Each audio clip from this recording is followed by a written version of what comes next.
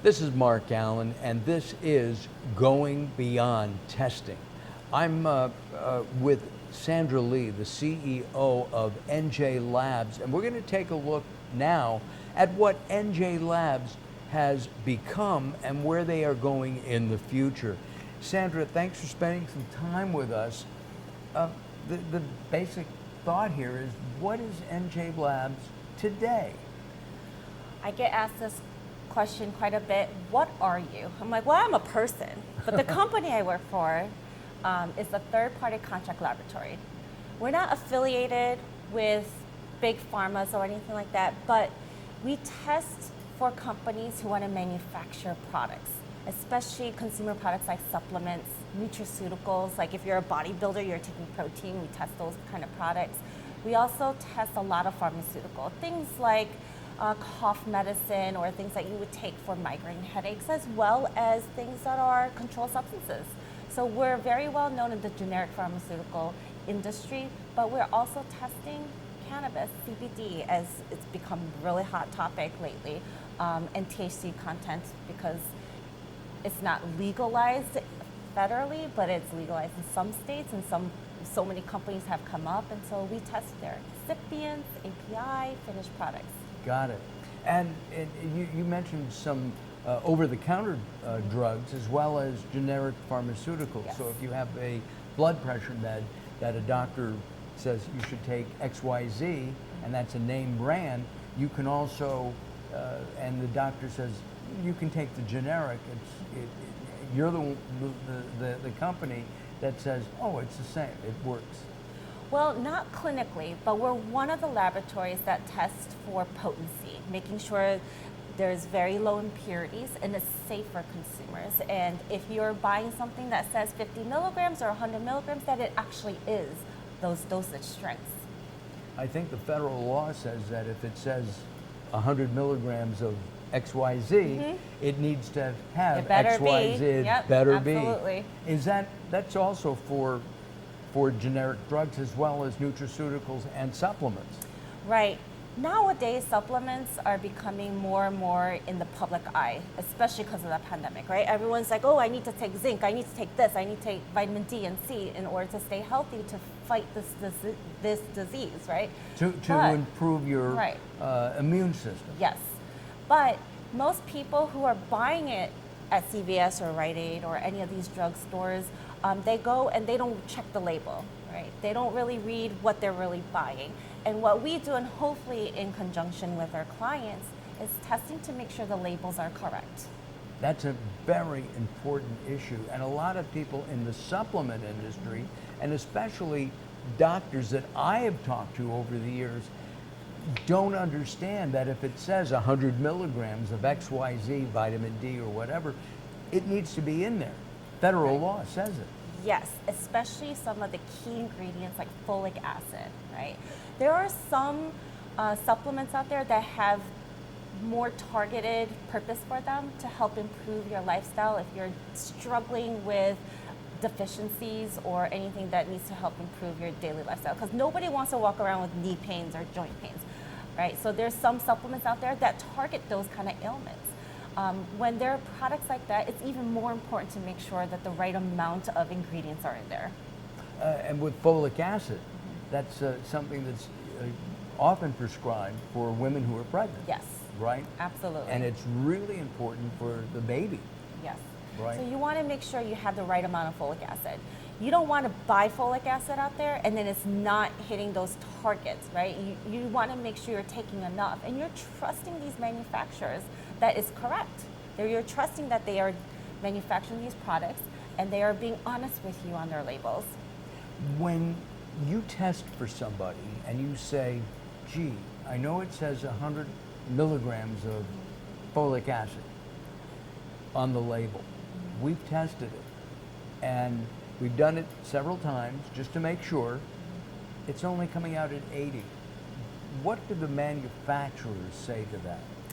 There's a couple points to that question that I would like to backtrack a little bit. Sure. I want to talk about the method, right? It's important to choose the right method when you're testing for these components, right? If you have the wrong method and you haven't all these formulas are different. You want to make sure the method is appropriate for your product and what you're looking for. So that process is called verification. If you skip the verification, you're not sure if it's accurate, you're not sure if it's precise, and you want to make sure that the companies, the testing laboratories are using those type of methods. And if they're not, these manufacturers should be talking to these third-party laboratories. Hey, what kind of method are you using? Can you verify it to ensure that we're going to have consistent results? Right? So the manufacturer should go back and work with these third-party contract laboratories. How does NJ Labs differ in their approach than other contract labs? I don't know about other contract labs, but we definitely ensure we communicate with the clients. We have a method, but we've never tested your product. We highly recommend verification. We highly recommend that making sure our method that we have in-house is appropriate for your product. And we work with them on that development process. We also invite them to come in and audit us because they should really come and see who we are and what we do. They shouldn't just blindly trust us. We're actually shooting today in the main chemistry lab Yes. at NJ Labs. You must have, I would assume, millions of dollars worth of equipment throughout this building. I mean, I saw some microscopes upstairs, and there's, I mean, it's just amazing what you've got here. We have a lot of high-tech instrumentation. Some of it, you don't really need the best of the best, but for sensitive and accurate methods, you do want the higher technology. You want better equipment, right? Because the better the equipment, the more accurate you can get, the lower you can go, and we can perform a lot of different types of methods. And it becomes easier because you don't want to have to fight the instrument to get it to work. You want it to work well to start with.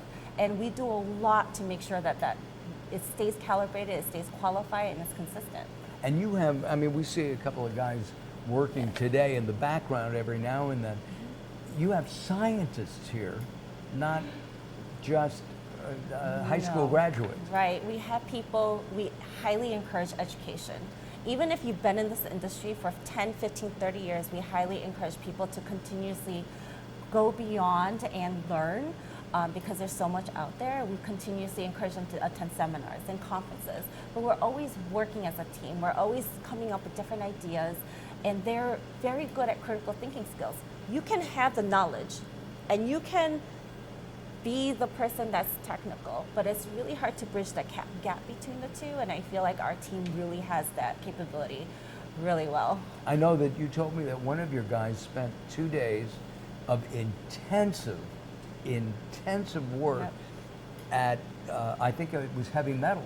Yes. Right? And heavy metals, we're going to talk about that in another episode.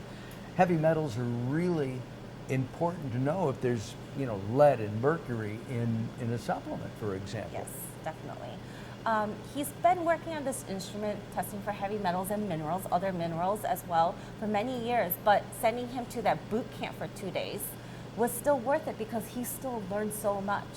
So you can never know enough, I feel like, in this industry. And he came back and shares that Yes. information and knowledge with Yes. the rest of the chemistry staff, the Yeah, testing they do. staff. They do. Exactly. You also test cosmetics. Tell us about that.